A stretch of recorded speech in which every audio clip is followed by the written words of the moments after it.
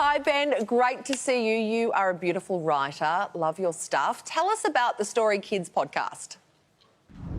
So the Story Kids podcast is pretty cool because what it does is it takes real kids' stories and, like if you're a parent or you've got kids in your life, you know that kids come up with the most hilarious, unexpected, surprising stories.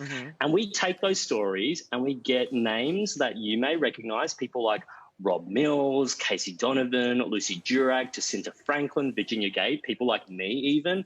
And we professionally record and perform those stories in a professional podcast. So we really bring those kids' stories to life. I think it's a great idea. And I think parents will appreciate it so much because it's the help that we need.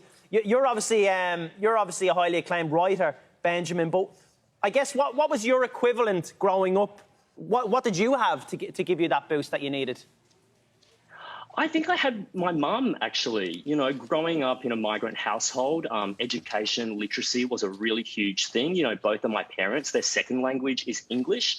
And growing up in Australia, we knew that books were never a waste, that literacy and education were really important. My mum always told us, for instance, that her mother, my grandmother, my pawpaw, she grew up as an illiterate woman in China and then later Malaysia and Hong Kong. She never had the freedom that people have when it comes to literacy and education, and that's why she instilled it on us. So I think adults have a huge role to play in this, whether they are parents, guardians, teachers, or people like the ones involved in ALNF.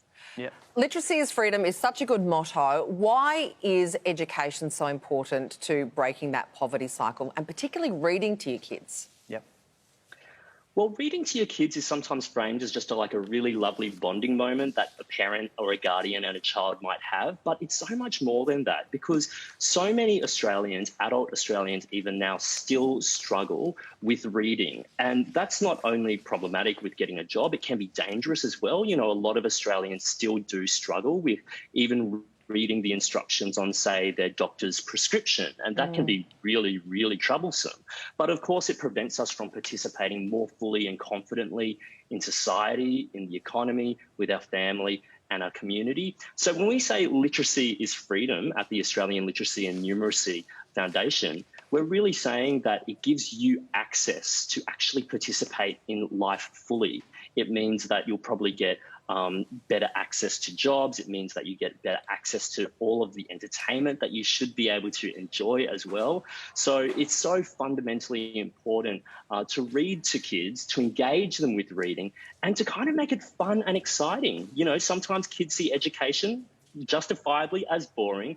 We want to make it fun through initiatives like Story Kids. Yeah, it's a great concept. The Story Kids podcast is available now. You can check out the great work of the Australian Literacy and Numeracy Foundation at alnf.org.